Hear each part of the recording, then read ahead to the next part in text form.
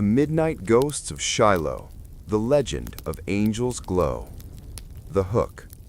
In April 1862, amidst the blood-soaked mud of Tennessee, thousands of dying soldiers lay in the freezing rain, watching their own open wounds begin to glow with a soft, ethereal blue light.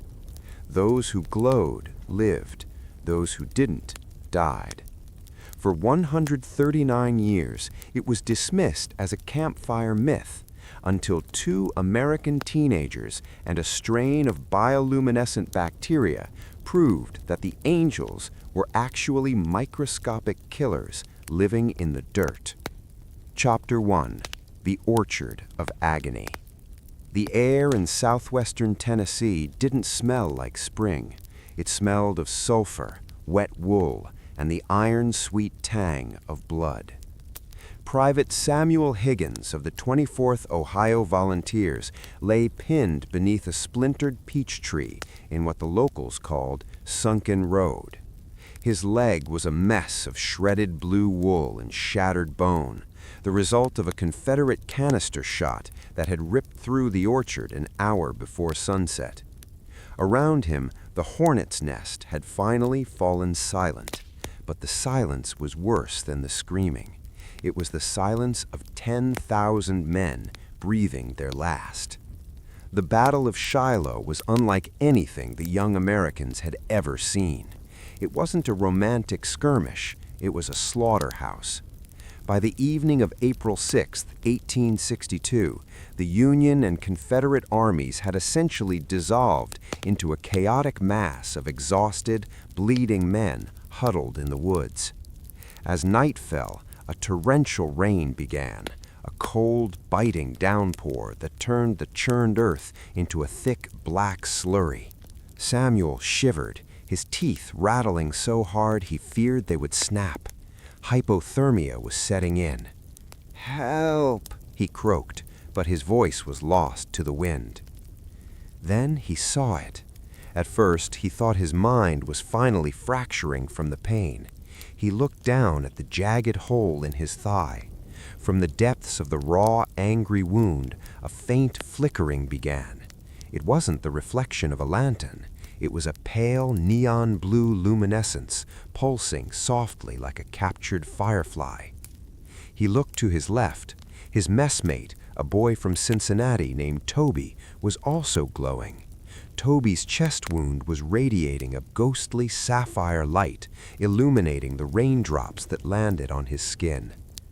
"Samuel," Toby whispered, his eyes wide with a terrifying awe. "The angels, they've come for us." Chapter 2. The Science of the Spectre. To understand the angel's glow, one must understand the brutal reality of 19th century medicine. In 1862, Joseph Lister hadn't yet published his work on antiseptics. Louis Pasteur's germ theory was a decade away from being widely accepted. Surgeons, often called butchers, moved from patient to patient, wiping their blood-stained saws on their aprons, unwittingly delivering a death sentence of gangrene or staphylococci to every man they saved. At Shiloh, the conditions were a perfect storm for infection. The soldiers were malnourished, exhausted, and lying in mud contaminated by the waste of thousands of horses and men. However, the cold rain that Samuel and Toby cursed was actually their savior. The glowing phenomenon was caused by a bacterium called Photorhabdus luminescens. These organisms live inside parasitic nematodes, tiny worms that dwell in the soil. When the nematodes find an insect larva in the dirt, they burrow into it and vomit up the P. luminescens bacteria. The bacteria then produce a chemical cocktail that kills the host and, most importantly, secretes an antibiotic that prevents other, bad bacteria from growing. This ensures the nematodes have the food source all to themselves. The bacteria glow blue as a byproduct of their metabolism. On that night in 1862, the soldiers' body temperatures dropped due to the cold rain and shock. Usually, the human body is too hot for P luminescence to survive.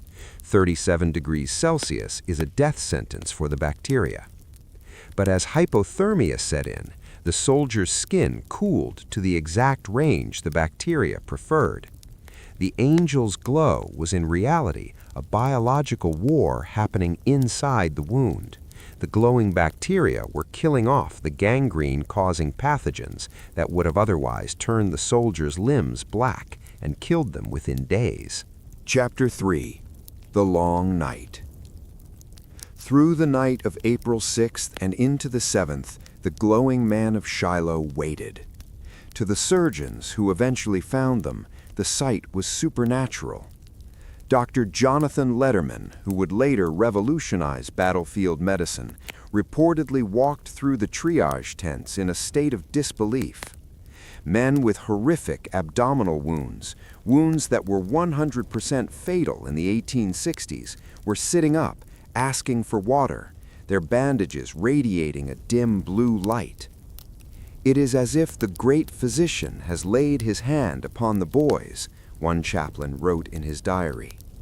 The story spread through the ranks like wildfire. It became a legend of the Western theater.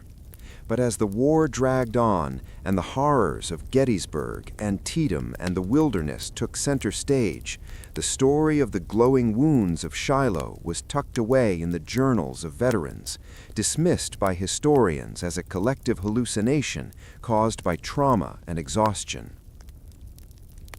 Chapter 4. The Rediscovery, 2001. Fast forward nearly 140 years. The mystery might have remained a ghost story if not for a 17-year-old high school student named Bill Martin and his friend, John Curtis. Bill's mother, Phyllis Martin, was a microbiologist at the USDA who studied Photorhabdus luminescens. During a visit to the Shiloh battlefield, Bill heard the legend of the glowing wounds. Unlike the historians, he didn't see a miracle. He saw a laboratory experiment. The two teenagers conducted a series of trials. They mapped the weather patterns of April 1862, confirming the record-low temperatures. They tested the survival rates of the bacteria at various temperatures and its effectiveness against common Civil War-era infections like S. aureus. Their findings shocked the scientific community. The bacteria produced 3 distinct antibiotic compounds. The cold Tennessee mud acted as the perfect delivery system. The glowing soldiers had a significantly higher survival rate than their non-glowing counterparts. The angel's glow was real. Chapter 5. The Legacy of the Blue Light. The story of Shiloh is often told through the lens of General Ulysses S. Grant's grit or Albert Sidney Johnston's death. But for the thousands of families whose sons returned home against all odds, the story was one of divine intervention. Samuel Higgins survived the war. He returned to Ohio, walked with a slight limp, and lived to see the turn of the century. On his deathbed in 1904, he didn't talk about the charge at the sunken road or the roar of the cannons. He talked about the light. It was a beautiful blue, like the sky just before the sun comes up. I wasn't afraid anymore.